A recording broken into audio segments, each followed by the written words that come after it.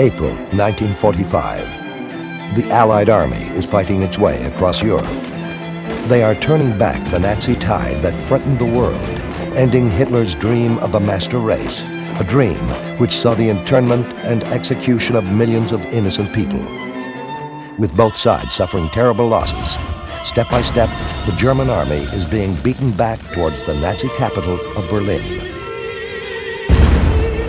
In the Pacific, another bloody war is being waged. For 8 years, the Japanese have swept across Asia in a campaign which left millions of dead in their wake. 1941 brought the Japanese attack on Pearl Harbor.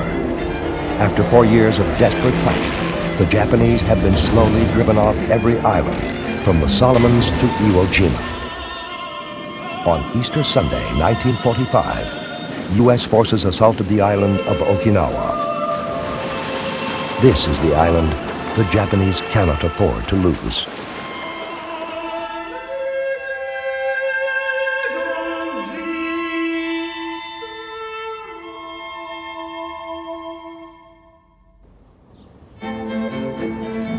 When Congress passed the so-called GI Bill of Rights, I think it inadvertently eliminated widows and those like the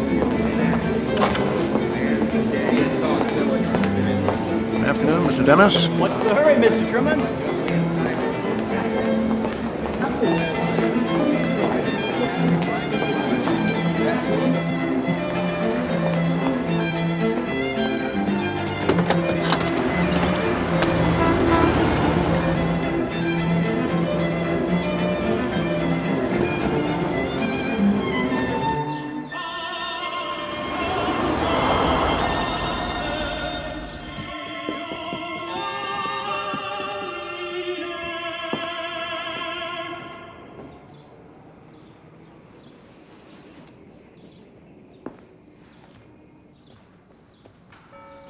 Harry, the president is dead.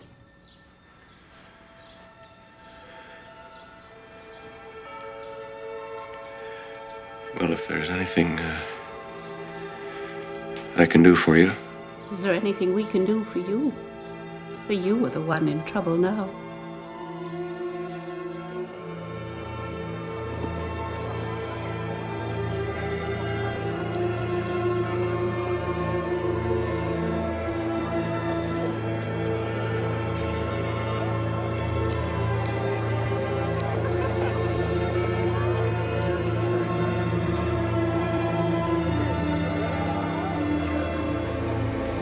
Death resulted from a cerebral hemorrhage at his home in Warm Springs, Georgia. Vice President Truman has been notified. He was called to the White House and informed by Mrs. Roosevelt. Oh, brother, Truman's going to be Also, the president. Secretary Somebody of ought to tell State him where the has White been House is. advised. I don't think he's ever been there. This morning, I know he gave me his report. Is it possible please just one statement? He was vice president for a very short period of time. Mr. Roosevelt did not use him at all. Did not invite him to cabinet meeting. Didn't ask him to sit in with visits from heads of foreign states. He was just kind of dangling out there alone. So suddenly when Roosevelt dies, President Truman is really unprepared for the job. Would you have someone find me a Bible? I, Harry Ship Truman, I, Harry S. Truman, do solemnly swear that I will faithfully execute the office of the President of the United States. do solemnly swear that I will faithfully execute the office of the President of the United States, And that I will, to the best of my ability, preserve, protect, and defend the Constitution of the United States. and I will, to the best of my ability, preserve, protect, and defend the Constitution of the United States. So help you God. So help me God. Congratulations, Mr. President.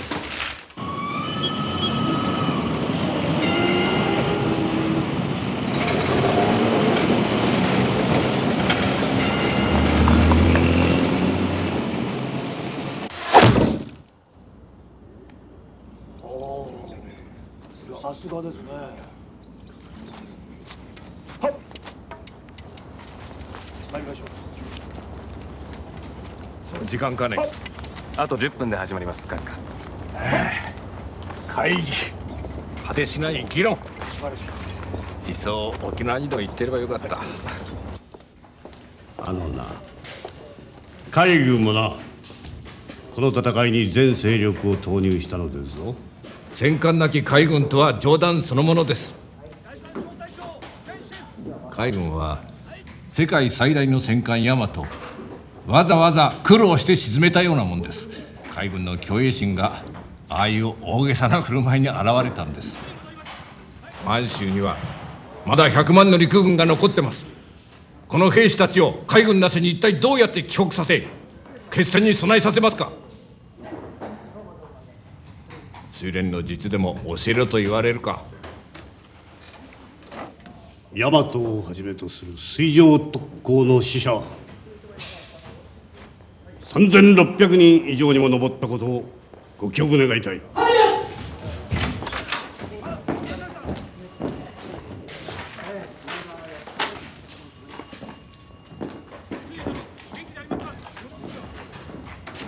ルーズベルト大統領が急死しました。アメリカのラジオ放送で確認された事実です。死因は脳一血であります。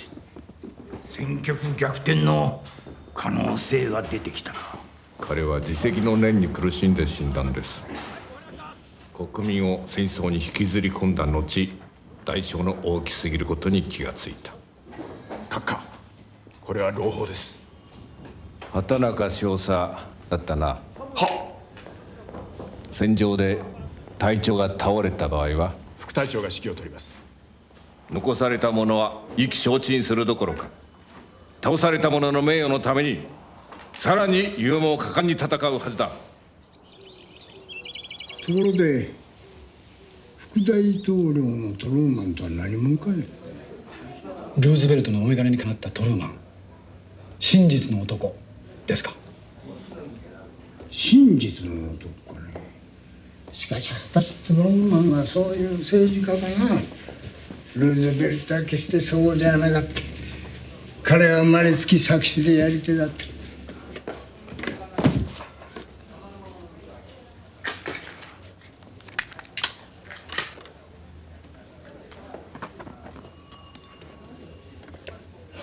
入りの間にルーズベルト夫人に弔電をと。他言は無用だよ。かしこまりました。It's your leader, you know. You looked to him almost like a father image. And I remember somewhere I saw a sketch right afterwards, and it showed FDR standing in a line to go to heaven, and a Marine standing in a line with him. They were dying on Okinawa. And I never forgot that. He's one of the men now.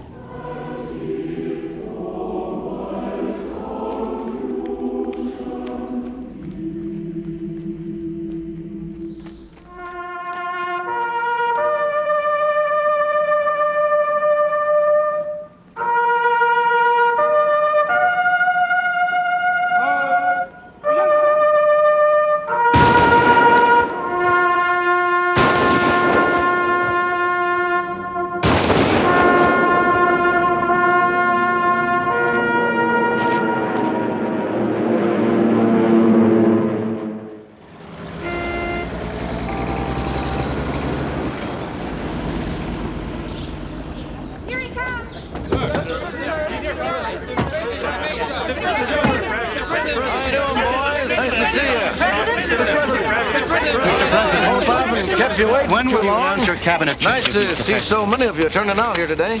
Now, fellas, let me say this. I don't know if newspapermen pray, but if you do, I'd like you to pray for me now. Anybody ever have a load of hay fall on you? Well, when this happened to me, I felt like the moon, the stars, and all the planets had fallen on me. Right here. One more shot, Mr. President. One more shot, Mr. President. I have every intention of carrying on with the President's program as he laid it out. I hope you'll stay with me and finish the job he started. Many of the most important decisions remain. And I'll welcome your advice. You can bet on that. Colonel Stimson, Briefly bring me up to date on the war, both in the Pacific and in Europe. Perhaps we could best show the President on the maps, General.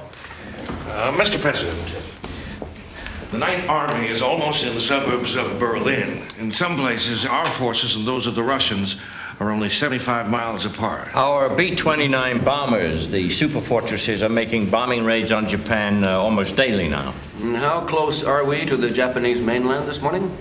We have air bases on Guam, Tinian, all within range of everywhere on the Japanese mainland. Admiral King, what about our naval situation? The Japanese Navy is finished as an aggressor, Mr. President. When we sank the Yamato, that was their last battleship. General LeMay's planes have been bombing the Japanese mainland for weeks. These new tactics of his nighttime, low-altitude raids with incendiary bombs are devastating. On the night of March the 9th, 16 square miles of Tokyo was completely destroyed in 2 hours. Will you continue with this saturation bombing, Mr. President? With all respect, Colonel, precision bombing doesn't work in Japan. Mr. President, in Japan, unlike the situation in Germany, their arms industries are not separated from the residential areas. They're scattered among the workers' houses. Well, now, Colonel, if they choose to build their war plants in residential areas, that's their choice. It's not up to us to modify our policy. I do not want the United States to outdo Herr Hitler in atrocities committed against non-combatants. You won't get an argument from me, Mr. Secretary. You may be sure of that. Well, looks like I've got a lot of homework to catch up with. We'll meet tomorrow for a real working session. Mr. President, there is a matter of the utmost urgency to be discussed. Oh, yes, of course. What is it? It concerns a new and awesome weapon, an explosive of tremendous power. A new weapon, Colonel? I will arrange for you to be briefed by General Groves. He is in charge of the project. Who is General Groves? Isn't he the guy who built the Pentagon? Oh, yes, that's right. The Corps of Engineers. Mr. President, the press is waiting. Oh, yes, the reporters. Well, I'm afraid I'll be a bit of a letdown after the president. Sir, you are the president. Yes, I know that, Steve. To you and everyone else, I am the president now, but for me, the president of the United States will probably always be FDR.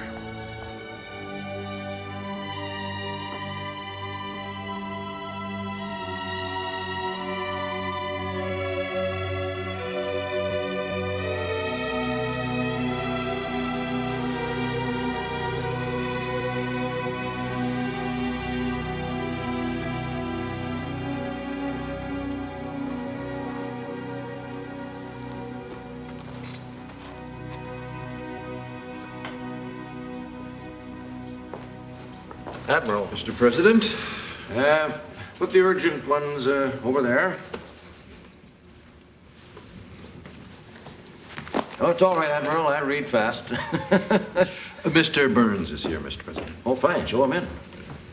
Mr. Burns. Bill, how are you bearing up? Jimmy? Harry? My. Well, I won't keep you any longer than I have to. I know how much catching up you had to do.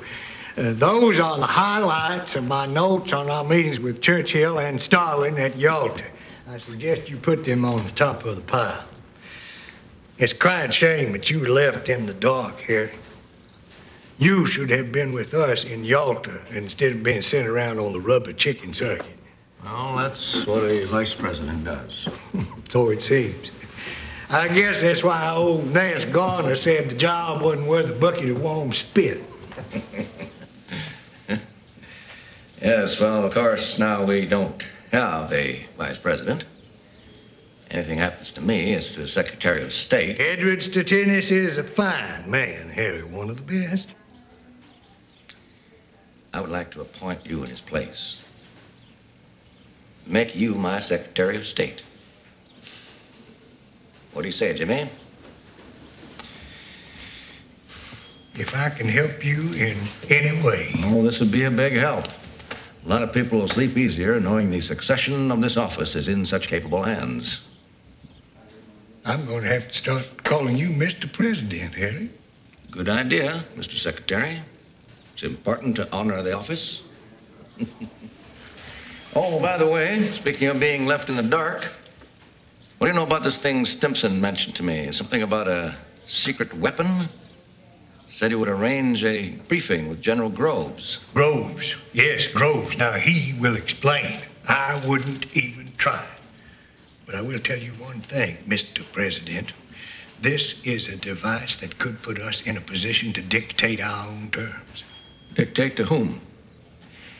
You read my notes on Yalta, on Stalin, and then you decide. Jimmy Burns was a very experienced man, very, very ambitious man, and wanted more than anything to be president. I had the feeling that if I sat in a meeting with him, that Burns was always thinking, Truman should be sitting where I'm sitting, and I should be sitting at that desk. At 9:41 this morning, an automobile guarded by Secret Service agents pulled up outside the east wing of the White House, and President Harry Truman stepped out, ready for his first Harry? day on the job. Members of the Is that you? began arriving shortly thereafter. Harry? Where are you? Steve Early, White House Press Secretary. I thought I heard you. That no cabinet changes are contemplated, but Are you all right? Secretary of State will be leaving after the There have been few men in all history to equal the man whose shoes I'm stepping into. You have no reason to question your competence. Well, everybody else will. You can bet on that. Mr. Roosevelt didn't. You're the one he chose. Well, that's true. He did. How many men can say the president selected them to take on responsibility for the life and welfare of his people in time of war? And the greatest danger any of us has ever known, will ever know. He couldn't have made a wiser choice. Good Lord, Miss Lizzie. If you'd married Mr. Young or Mr. Harris, I'd surely be in trouble now. お待たせしましたな。あなたの言うこと聞くべきじゃなかった。私はもう年だし、政治は嫌いなんだ。何しろ金玉を一つ国に捧げるところだったんですからね。もうたくさんだ。もういい。昭和11年に暗殺されそうになりましてな。反乱軍の一人が確か下士官だったと思う。私の頭、肩、はいそして股を打ったんですよ。ご存知ですか？生き残ったな奇跡ですよ。前に話しましたかな。はい、でもいつ聞いても感じるお話ですね。そうですかな。あなたの企みを私が知らんとは思わんでいただきたい。私は陛下にお仕えしたいがためにここにおるんです。あなたのお世辞を聞きたいからじゃない。陛下もあなたの英知と経験豊かな助言を頼りになさるはずですよ。幸いは恐れ多くも陛下の幼稚園の先生を務めておった。馬の絵の描き方をお教えしたことがあったそうだ。それ申し上げましたから。伺いました。そろそろ閣僚会議が始まるお時間です。提督。チャーチルは一日一本あげてしまうらしい。お、そうそう、嫌なことは早く済ませてしまおう。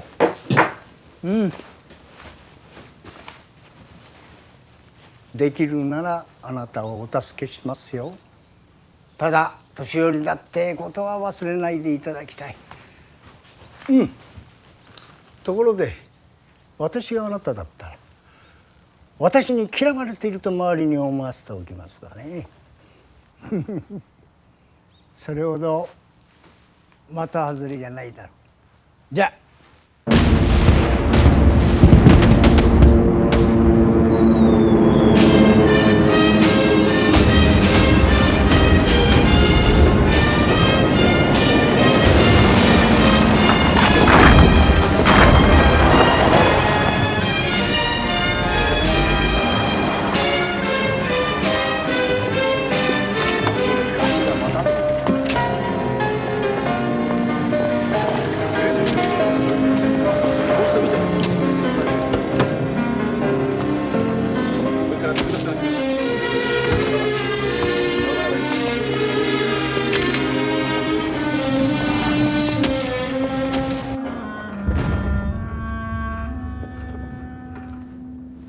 なぜ私が本土決戦は最後の勝利かというと、アメリカとイギリスとオーストラリアが今我が神聖なる祖国に組み込もうとしているが、我が祖国を侵略しようとするとき、彼らは日本に非戦闘員がいないことを思い知るだろう。すべての男女子供が死ぬまで戦い、木々や小川、山や谷までが味方するからだ。我が国では一粒の土地、一本の木でさえ先祖の霊に守られているのだ。敵には数千、数十万の犠牲者が出ることだろう。敵は何の痛手もなしに勝てると思っているからだ。名誉よりも命が大切だと考えているからだ。敵は最後には倒れ、崩れ落ち、敗北の傷跡をなめ、戦争を終わらせてくれと懇願しながら這いつくばって逃げていくのだ。そう、私も戦うぞ。職務も戦うのだ。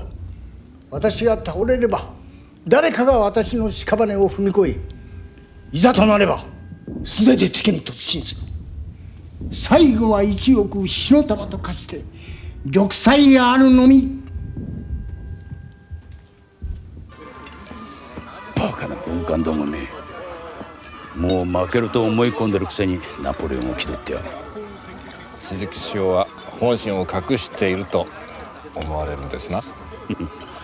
鈴木は腹芸がうまい。奴は我々を惑わすために本音と反対のことを言うんだ。坊主のようにずる賢い奴だよ。信用できない。花見。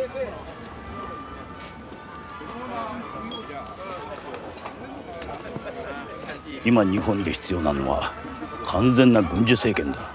君が辞職すればこの政府は倒れる。政治的陰謀は大嫌いですな。それよりもっと大切なことがあるでしょう。まず石油は何としても手に入れなければならん。ソ連と交渉してみてはどうだろう。ドイツはすでにあの状態だ。今や石油はそういらんだろう。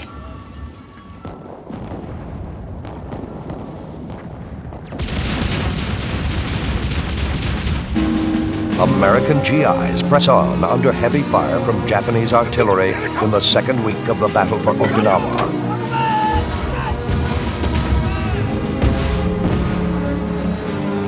When you go into a place like this, where all you see in front of you is fire and brimstone and shells, and you smell smoke and burning people and flesh, you know where you're going. But you look to your left and there's Jimmy Ellison, and I look to my right, there's Clyde Busey, and I look behind me and there's Johnny Rowe or Vince. You're good friends. And when you leave, and they don't leave with you, you leave with a hole in your heart that never heals. But you had the greatest gift any man could have. You had a friend holding your hand in hell.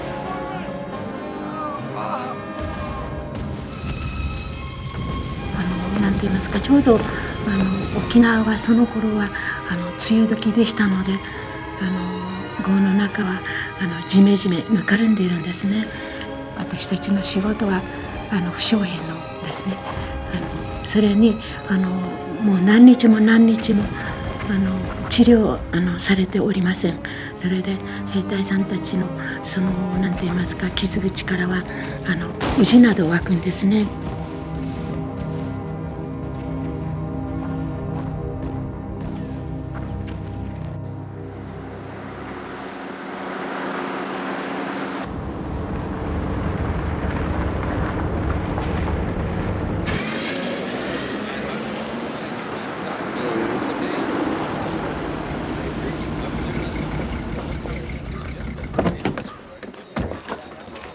Sir.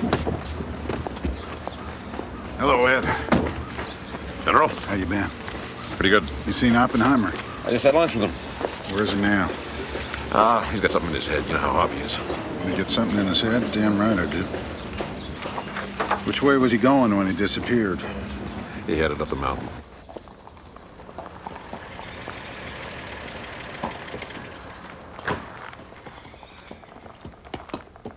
General. Now what brings you out here? I've been summoned to D.C. by the Secretary of War. I have to inform our new president about the Manhattan Project. I plan on telling the president you'll have a device ready to be tested in 3 months, and shortly after that test, you'll have bombs ready to be dropped on enemy targets. Maybe we will. You know the problems we've been having. We haven't tested anything yet. But you will, and it will work. Yes, I believe it will. So why do you keep putting it off? Because I'm a perfectionist. I admit it. You sure that's the reason? I hear some of your colleagues in Chicago are starting to get cold feet. Yes, some of them are. They seem to be having second thoughts. What are they going to do about that?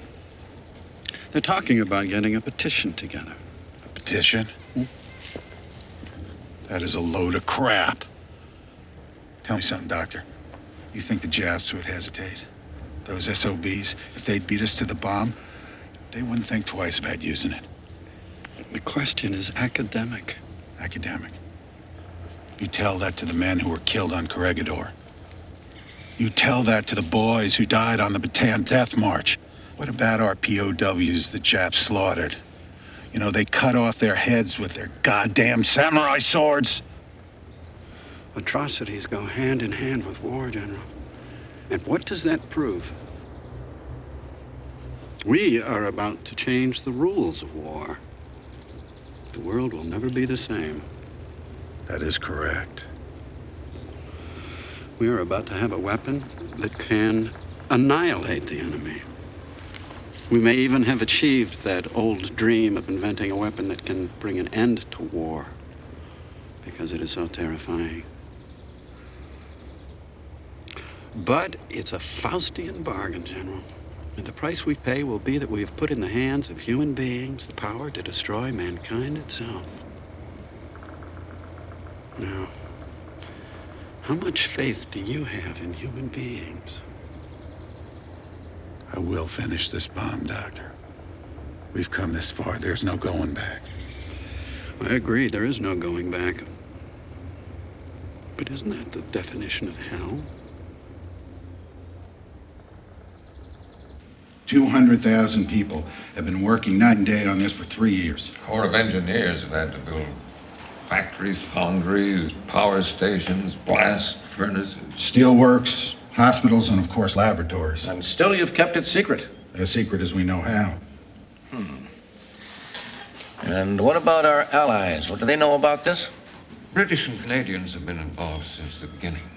What about the Russians? Aren't they supposed to be our allies as well? They know nothing. Well, this will certainly catch their attention. Now, what is not so clear in all of this is whether your gadget, is that what you call it, your gadget? Yes, sir, for security reasons. Does it exist? Where are we right now, today? And how many gadgets are we talking about here? 1? 100? Initially, we're talking about 3 bombs, Mr. President. 3? Yes, sir. The first is a uranium bomb.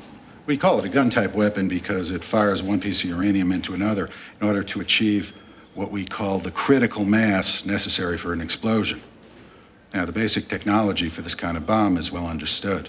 What we cannot do, however, in any reasonable amount of time is produce enough uranium to build another.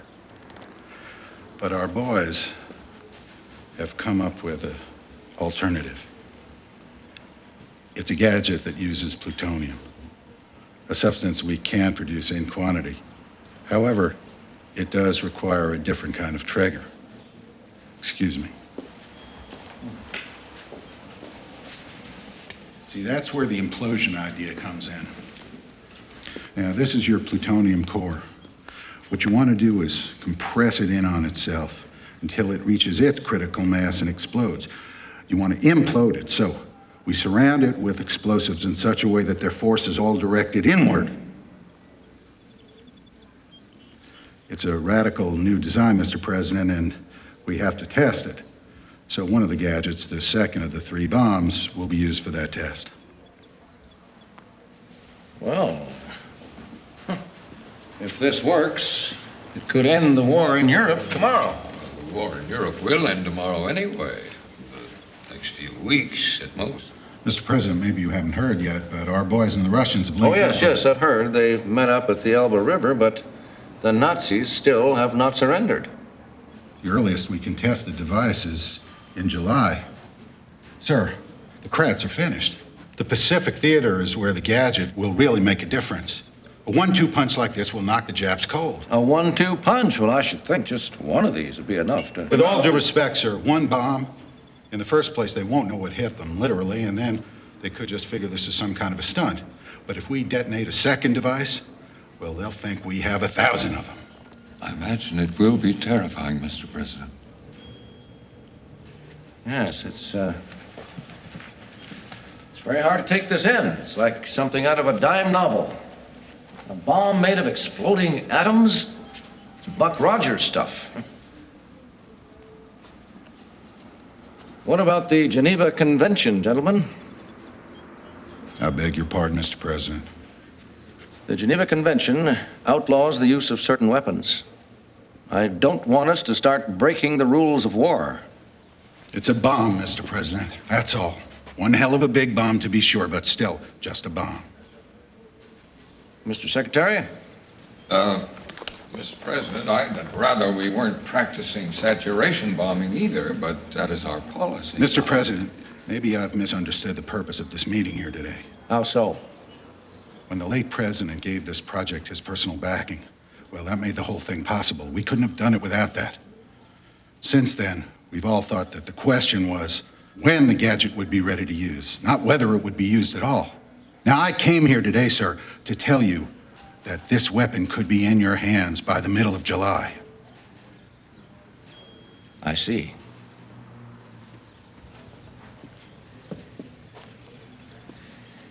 And you can't imagine that I would hesitate to use it. Sir, I have just had the honor of meeting with some young officers who've just returned home from having fought their way across Europe and are now awaiting orders to be shipped over to the Pacific to fight the Japs. No, sir, Mr. President, I cannot imagine anybody hesitating to use this weapon to end this war. Mr. President, may I suggest we set up a committee to consider the future of this project? Yes, that's a good idea. I can use the benefit of informed opinion.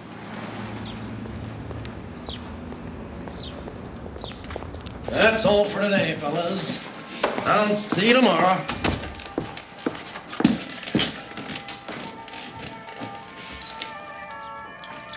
Happy Truman. Have a drink. I'm boiling mad, Bessie. Maybe you just better leave me alone for a bit. Maybe I will.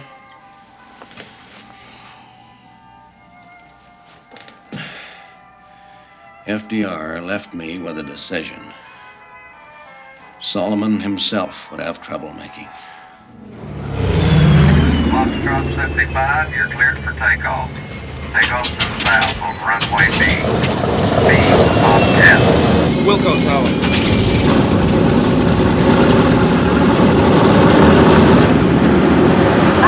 Props set for high.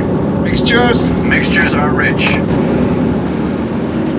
Flaps at 15 degrees. Flaps, 15 degrees.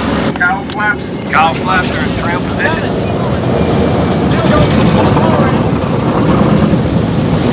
Okay, come on now, here it is. I'm backing up.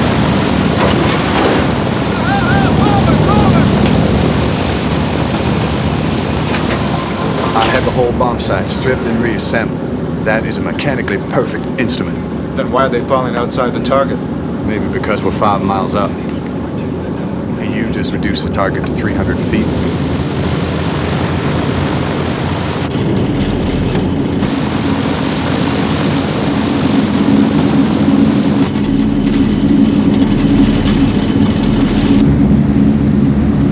Full power.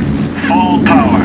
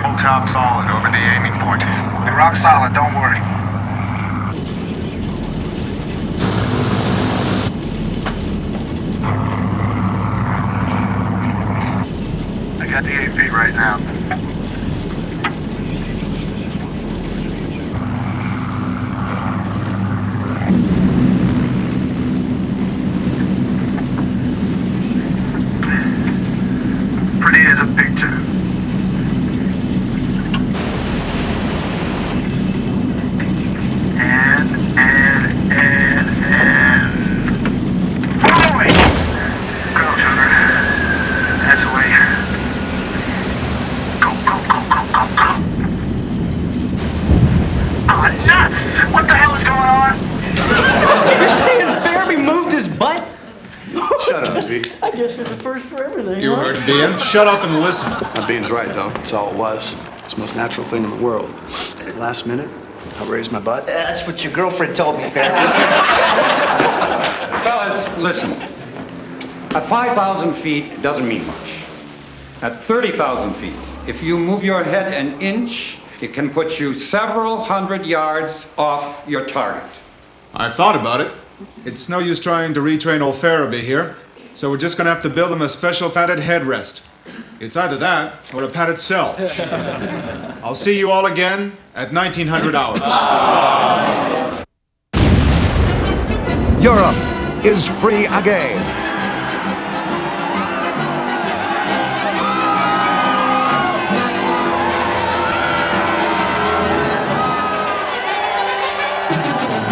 With white flags waving, soldiers and civilians alike are returning to their bombed-out cities and preparing to begin a new life out of the rubble of fascism. The Allied armies, through sacrifice and devotion and with God's help, have defeated the forces of evil. This is a solemn but glorious hour. I only wish Franklin D. Roosevelt had lived to witness this day. General Eisenhower informs me the armed forces of Nazi Germany have surrendered unconditionally to the United Nations. The flags of freedom fly all over Europe. Our rejoicing is sober and subdued by the supreme consciousness of the terrible price we have paid to rid the world of Hitler and his evil band. Let us not forget, my fellow Americans, neighbors whose most priceless possession has been rendered as a sacrifice to redeem our liberty. We can repay the debt which we owe to God, to our dead, and to our children only by work, by ceaseless devotion to the responsibilities which lie ahead of us. We must work to finish the war. Our victory is only half won. The Japanese people have felt the weight of our land, air, and naval attacks. So long as their leaders continue the war, the striking power and intensity of our blows will increase. Our offensive will not cease until the Japanese military and naval forces lay down their arms in unconditional surrender. What does unconditional surrender mean to the Japanese people? It means the end of the war. It means not prolonging the ドイ present ツは agony つい and に陥 suffering 落 of the Japanese. アメリカ軍は我々に降伏を要求しておりますそうか足を切れ。一体何だと思ってるんだアメリカは疲れ切って必死でこの戦争から逃げ出そうとしてるんだ彼らは日本が決して降伏しないことを知っておるのだ決してせんとな彼は何て言った？トルーマンですかなトルーマンじゃない穴見だ君の言ったことを聞いてなかったよ穴見君私は日本は決して降伏しないと言ったんです。そうか日本は決して降伏しないかそう言ったんだよね違うか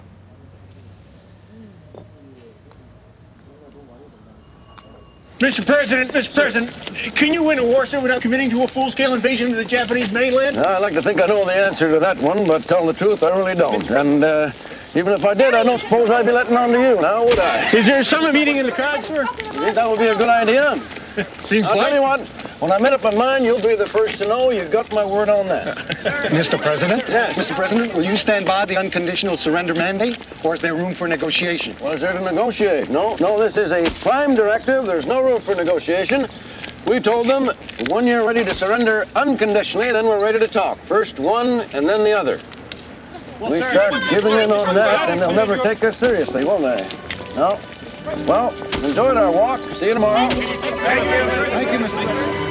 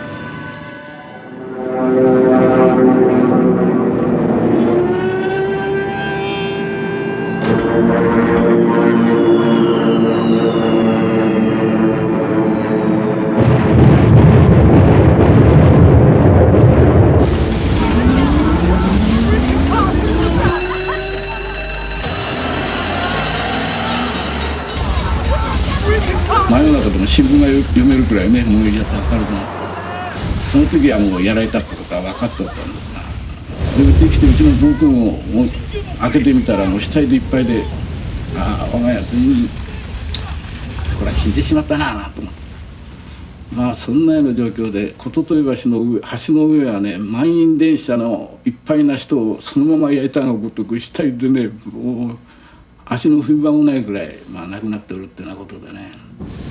慌てるな慌てるな、火がこっちに回ったぞ。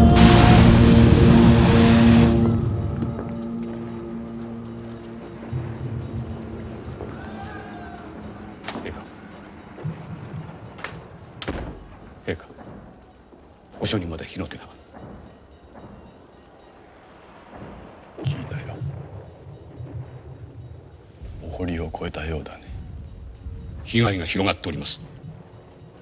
皇太后宮、東宮御所ばかりでなく宮城全体が危なくなってまいりました。誠に残機に耐えません。いや、悲しむことはない。国民の苦しみをつぶさに見てきたばかりではないか。苦しみが分かち合わねばならない。そうしてこそ国民は天皇と一つ家族の絆につながっていると思ってくれるのだよ。とんでもございません。国民は陛下にまで襲いかかる苦難に無念の思いをいたしております。知らんか木戸。皇太后宮の裏に立っていた松の古木、あれはどうなったのか。松でございますか。松だ。お宮と共に焼けたかと。御所は数ヶ月で立つ。しかし大木は長い年月をかけなければ立派に育たない。大木とて寿命がある。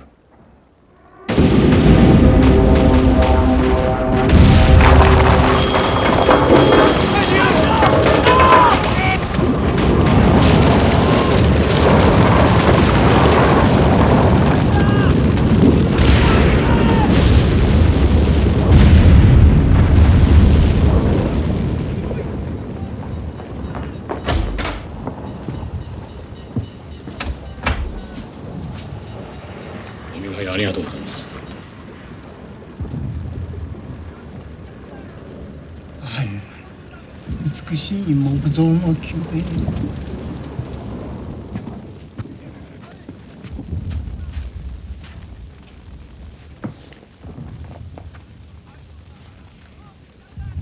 総理、間違いなく陛下はこの戦争が皇室の終わりを告げることを憂慮なさっておいでです。愚かな戦は何としてでも終わらせなければ。陸軍の狂気とガンマヤさがなければ戦争をあと数週間で終わらせることだってできるんですが。そうです。しかし陸軍は自分たちがやることは全て陛下のためだと言い張る。実はその反対であることに全く気づいておらんのですからね。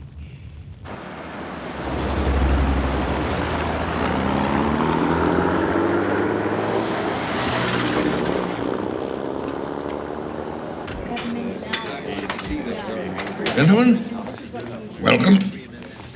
At the moment, our army commanders believe that an invasion of Japan will end the war. The Navy believes that a blockade will succeed. The Air Force is persuaded that conventional bombing will bring the enemy to surrender. It is not our task to decide among these options. Our task is to come up with a well-considered recommendation for the best possible use for a terrible new weapon, which the makers call the gadget and which history will probably call the atom bomb. In order to move us along, I have compiled a list of options. George, would you pass those around? Which I believe is comprehensive. If you'll take a look here, you'll see the number one option is that we could use this gadget on a military target as part of the invasion of the mainland. Number two, we could demonstrate it on an isolated target in front of Japanese observers. Number three, we could demonstrated on a purely military target, such as the Japanese fleet at anchor.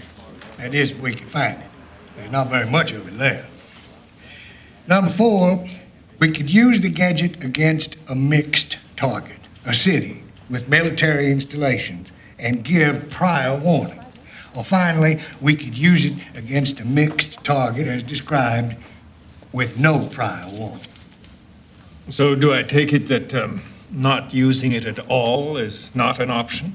Well, then I surely wouldn't know why we built it in the first place, Mr. Bond. So could we move right along? Now, what about this first option, holding it for use in conjunction with an invasion? No date has been set. The invasion certainly won't be this summer, more probably in the fall. Well, why wait? One of these gadgets could end this war in one blow. And that would mean that we wouldn't owe the Russians any favors. I see. So if we use this thing and it can scare the Japanese If into... it works, gentlemen. If it works. We don't know if it's going to work at all. That's the problem with option number 2 and number 3. Because if we arrange a demonstration for the Japanese and it turns out to be a dud, then we will be giving aid and comfort to the enemy, my friends. But aren't they going to test it soon here at home? One version of the bomb is going to be placed in a tower and detonated, Mr. Secretary. But that is not at all the same thing as dropping another version of it from the belly of a B-29 30,000 feet up in the air. Well, I hope we can get more information from the men who made it. I have invited Professors Oppenheimer, Fermi, and Lawrence to our next meeting. General Marshall and General Groves also wish to come. Shall I say yes? Yes.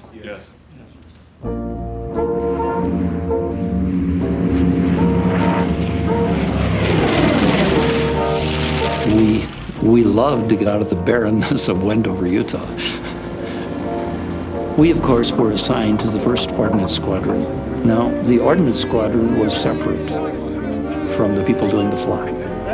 We then interacted with the 509th Group, mainly when we were flying in their airplanes or loading bombs onto their airplanes.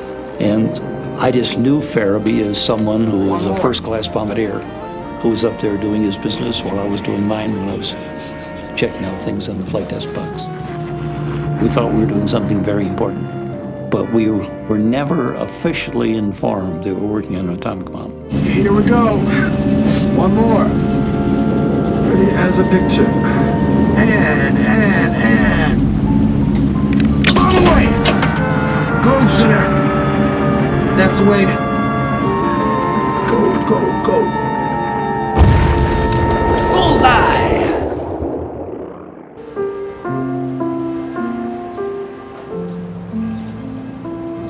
The last committee meeting is on Thursday, so I'll be back in Washington tomorrow, Jen. Well, I'd have been on the train today, but I'm supposed to talk to one of your scientific fellas. Yes, the president palmed him off on me. Mr. Jimmy, the gentlemen are here. I'd tell you, but I can't remember because I can't pronounce it. Tell him to come on in, Louise. I got to go now, General, so I'll see you Thursday then. All right, bye.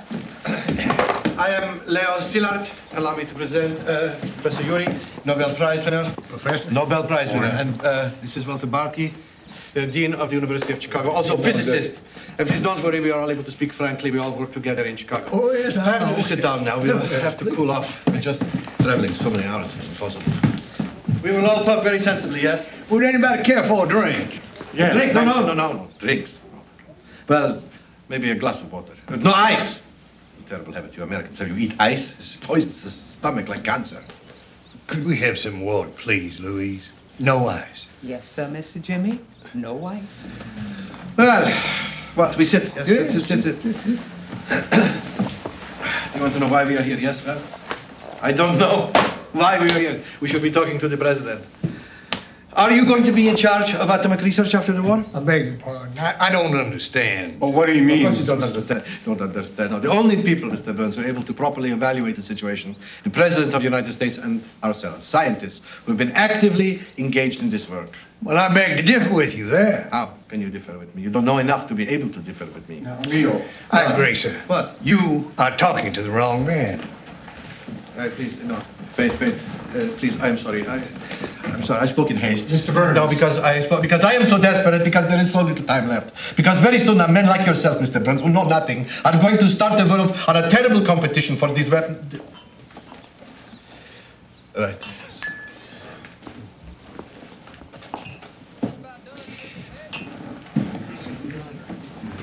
Well, Professor, if anybody started this thing, it was scientists like yourself. What do you mean, like myself?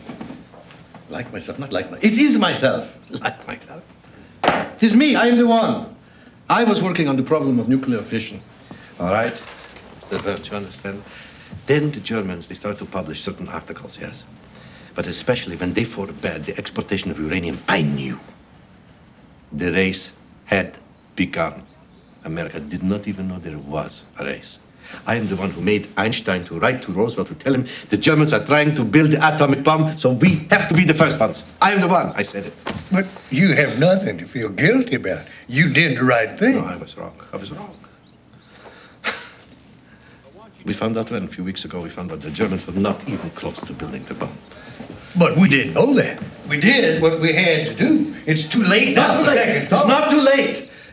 As long as we don't use this bomb, not even to test it, then it's not too late to save ourselves from this competition, this terrible weapons competition that is about to begin. It has begun. You said so yourself. The Germans tried their damnedest to build a gadget. And General Grove tells me that in 20 years' time, the Russians will have one of their own. 20 years? What? 5 years at the most. That isn't what I've been told. I am telling you. Szilard is telling you. Groves tells me there is no uranium in Russia. Well, he is wrong. And by the way, General Groves hates me. You should know this. And so he will tell you whatever Szilard is telling you, you ignore it. The president is my boss, Mr. Szilard, not General Groves. Mr. Burns. Hold on a minute. Now, you say that we should not use this weapon, that we should not even test it. Well, now, I don't know what it's like where you come from, but here we have a democracy. And when the government of this democracy spends $2 billion on something, well, sooner or later, the people and their elected representatives are going to ask what it is they got to show for their money. Now, I may not know very much about this gadget, but I do know a little bit about politics. And believe me, you do not spend $2 billion and then show them nothing. And furthermore, if, as you say, the Russians are going to get in on this act real soon, well, then it is absolutely imperative that we impress upon them now that we are already in possession of this device and will use it. Where are you from? I'm from Hungary. This weapon is going to prevent Russia from gobbling up your country, Mr. Szilard. And Stalin will not believe it just because we tell him so. He's going to have to see it with his own eyes. Mr. Burns, please do me the favor of asking your mate to call us a taxi cab, all right? No. We have at 7 o'clock. Through train, we don't want to miss that. Louise, would you please call a taxi cab for these gentlemen? Yes, sir, Mr. Jimmy. Well, I'm sorry about your regrets, Professor. I suppose I would feel the same way. What you fail to understand, what all of you, not just you, even Oppenheimer fails to understand, is something very simple. What is that? That is that you have spent 3 years and some very large portion of your $2 billion for one thing, that is to keep this project very secret. You trust nobody. Even now, outside, there are agents of the FBI. They are following me. They are very worried that I'm going to betray some small scrap of information. But it is not me. You are the one. You are the one who is going to betray the only secret that is worth keeping. And what is the secret? The secret is that it can be done. And when you explode this first device, you are going to give this secret away to everybody. Russia is hungry. She is desolated. almost exhausted by the war. What do you think, Mr. Burns? You think Stalin is going to waste his resources to build himself atomic weapon? Unless he knows that it can be done. And then when he knows that, God help him, he will do it. You know, America should have been the one to control the post-war world. But now she won't. I believe you're wrong. I believe we must use this weapon to end this war that we're fighting now and to prevent other wars in the future. I believe that's America's responsibility, Mr. Zalin. Well, I leave this with you, please, in case you have heard anything that I have said. This is a letter signed by myself and 73 of my colleagues, all of us participants of the Manhattan Project. And please, I ask you, please, at least to do me the favor of mentioning my concerns to the president, yes? Well, it's a funny thing, Professor. You all were real eager to drop that bomb on Hitler when it was your people he was hurting. Now, My people? What do you mean, my people? When you say that, what do you mean? You mean Hungarians or you mean the Jews? What? I didn't mean that quite the way it came out. The fact is, I am honored by your visit, Professor Zilla. Dr. Urey, Dean Barkey. Now, the president is going to hear every word that was spoken here. You can bet on that. Gentlemen, Louise, where in the world is that taxi? These fellas gonna miss their train.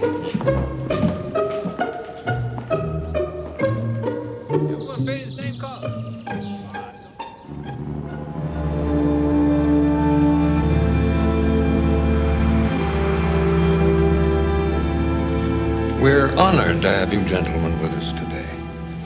It gives us a chance to thank you for the brilliant and effective assistance that you've given the Manhattan Project. Dr. Oppenheimer, would you clarify why you do not favor a demonstration of this weapon to the Japanese? Neither a pure demonstration or a show of its power on a military target, Colonel Stimson?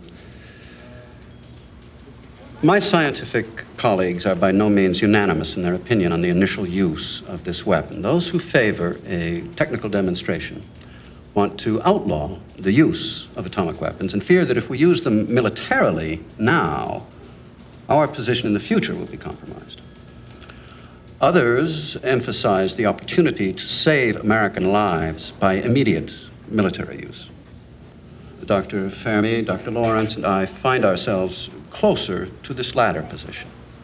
Try as we may, we cannot imagine a technical demonstration that would bring an end to the war. Also, too many things could go wrong. The demonstration device could be a bust. Its transport plane could be shot down, or the Japanese could simply fail to appreciate what they saw from a safe distance. And in every case, the elements of shock and surprise, which I think are among the most important aspects of this weapon, would be lost. However, as for our allies, it's a different matter. I believe that we should consider inviting Russian scientists to our secret test in New Mexico. This would demonstrate our goodwill. What that would demonstrate is that we had lost our minds. And I will have one hell of a time trying to explain to our contractors, many of whom are Republicans, gentlemen, how we're going to give away billions of dollars worth of top secret research to the Ruskies. Of course, they may not even be surprised by that. They may just figure we're acting like typical Democrats.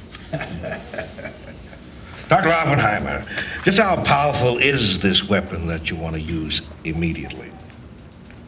I don't know. No one can know that yet, for sure. I believe that the device will cause an explosion equal to that produced by 2,000 tons of TNT. Now, Dr. Fermi disagrees. His estimate is a bit higher. In any event, I believe that the device dropped on a city would probably kill 20,000 people. Last month, our Air Force dropped the equivalent of 50,000 tons of TNT on Japan. We estimate approximately 100,000 people were killed in LeMay's raid on Tokyo 2 months ago, and the Japanese have not surrendered. And do you gentlemen really believe that this one device can administer a shock greater than anything we've inflicted upon Japan up until now? Yes, General. We do. But to drop the damn thing without any warning. For Christ's sake, we have to. We don't have any bonds to waste. If we give a specific warning, like we say we're going to bomb one of 10 cities on the list, well, sure, they'll evacuate the inhabitants. And then they'll bring in our POWs and let us drop this thing on our own board.